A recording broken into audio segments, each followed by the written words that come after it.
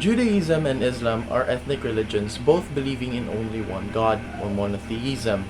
So today we're going to talk about these two religions by covering their overview and introduction, important practices, medical views, and death beliefs.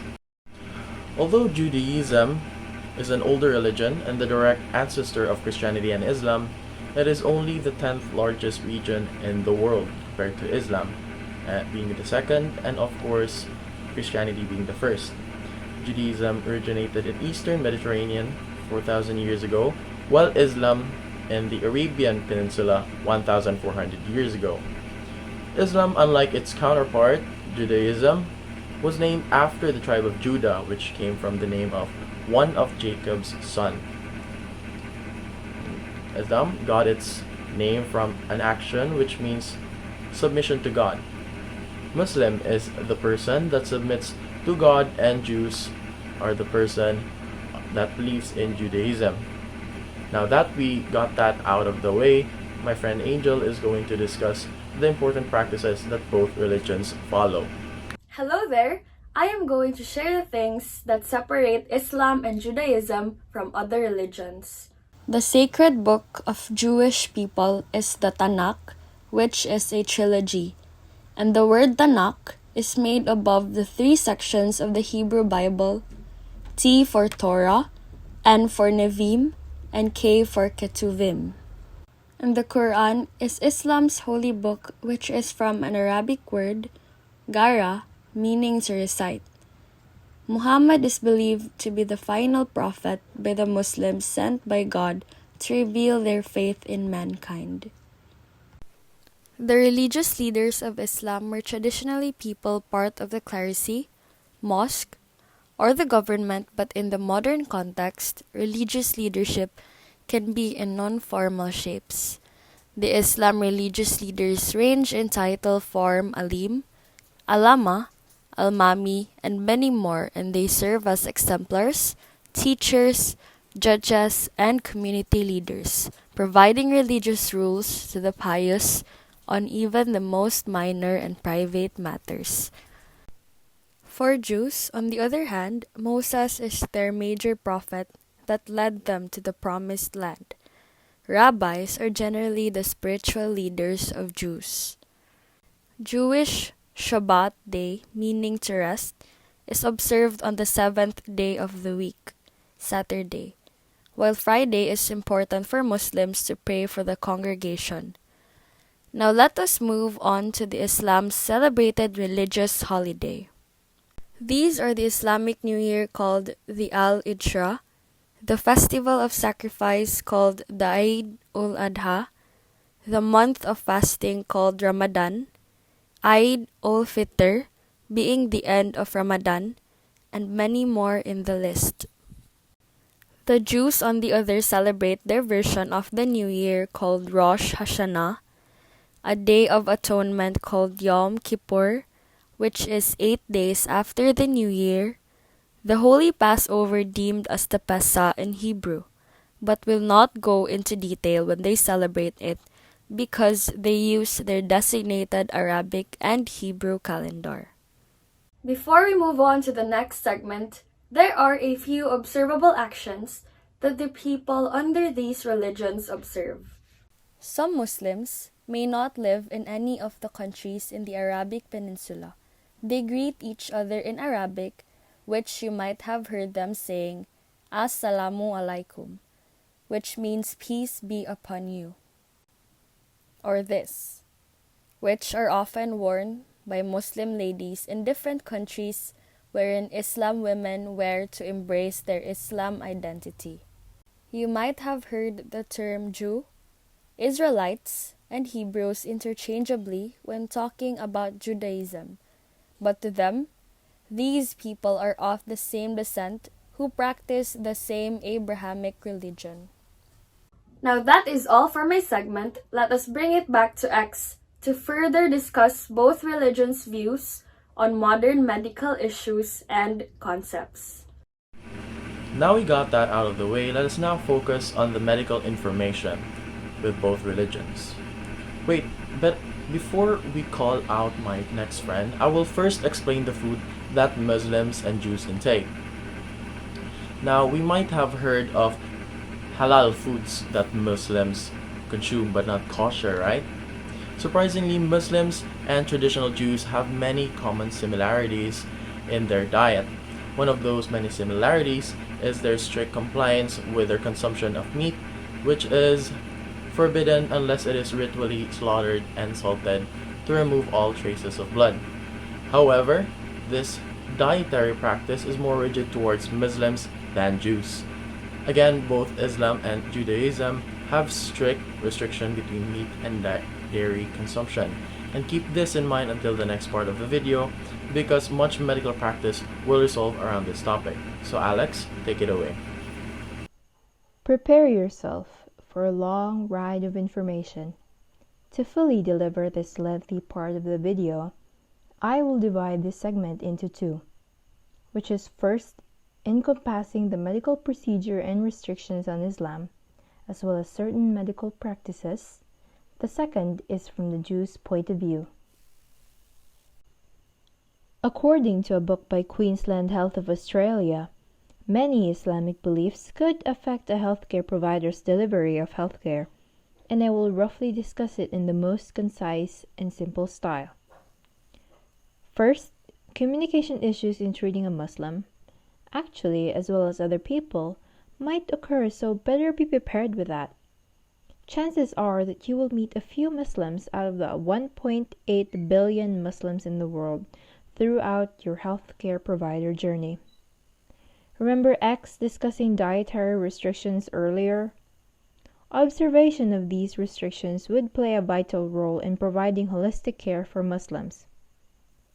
Halal food should be served to Muslims throughout their stay in the hospital, and all medications that will go inside their body, might be tablets, capsules, and IVs, should not contain meat, porcine, alcohol, and gelatin-based food.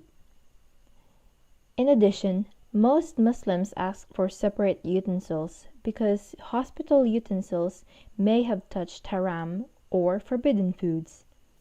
But if there are absolutely no other alternatives available, these medications may be used to preserve and enhance life.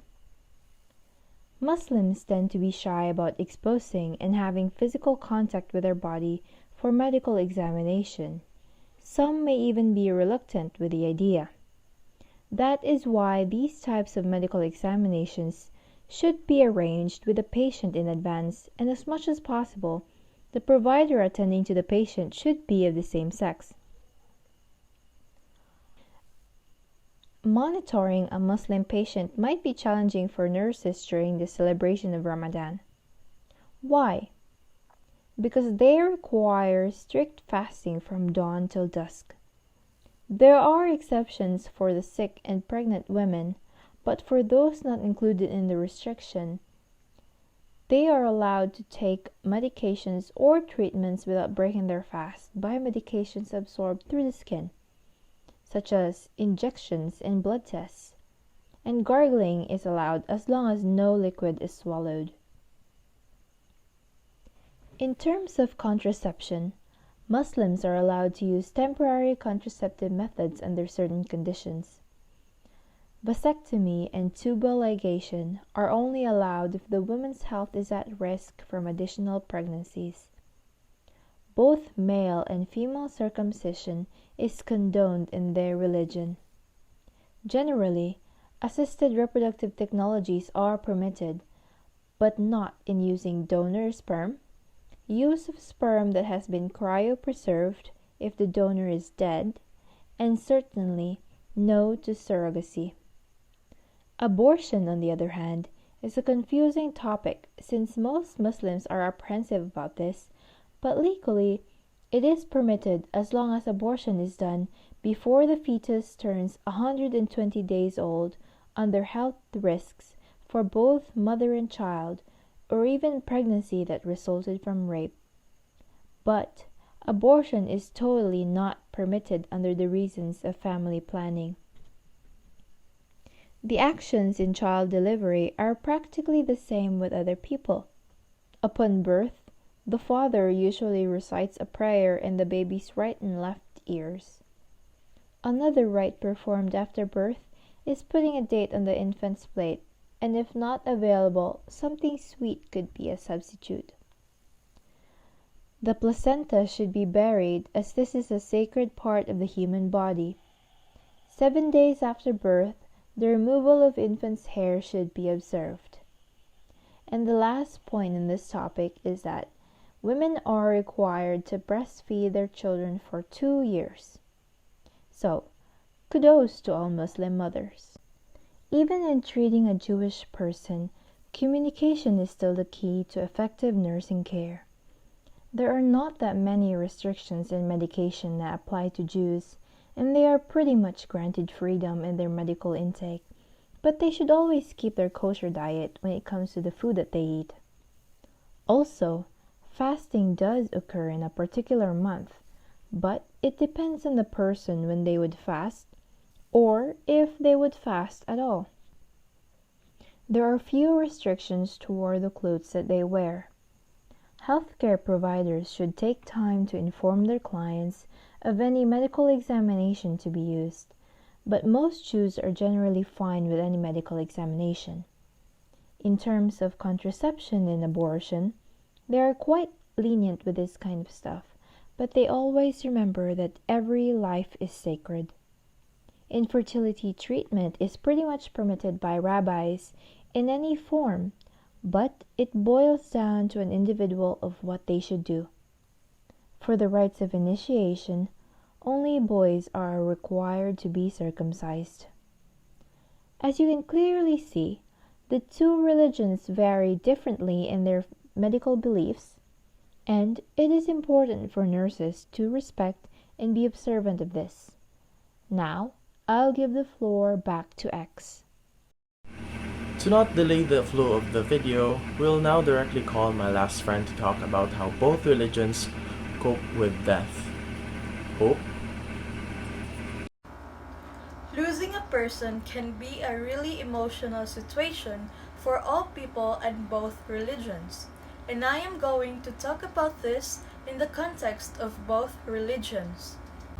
Both religions believe that death is a part of life and withdrawal of life support is permissible in certain conditions. In a situation for terminal and incurable patients for Muslims and Jews, only the best judgment of the attending physician counts in this decision. Death rituals for Muslims are not complicated at the deathbed. Only a simple practice in which a Muslim reads verses from the Quran and pray for the peaceful departure of the soul. Likewise, for the Jews, there are not many death rituals, and they pray for the soul of the dead. Judaism and Islam accept and supports the idea of organ donation before and after death in order to save lives. What both religions prohibit is the act of cremation, because they believe that bodies are sacred and there remains a connection between the body and the soul. However, after the pandemic started, both religions were forced to reconsider ancient death and burial rites. All of the things that I have said may not be true to all people practicing both these religions, because they all have a different takes on these topics. Certainly, there would be different variations of burial rites when it comes to different person on different countries. And once again, healthcare provider should take that with utmost respect. Now, just a little disclaimer before this video ends. Although there may be religious laws that people follow, it is absolutely up to the people practicing the religion if they will follow these laws or not. And healthcare providers and nurses should be there to clarify their concerns and deliver holistic care. Now, I guess this ends our video, and thank you for listening.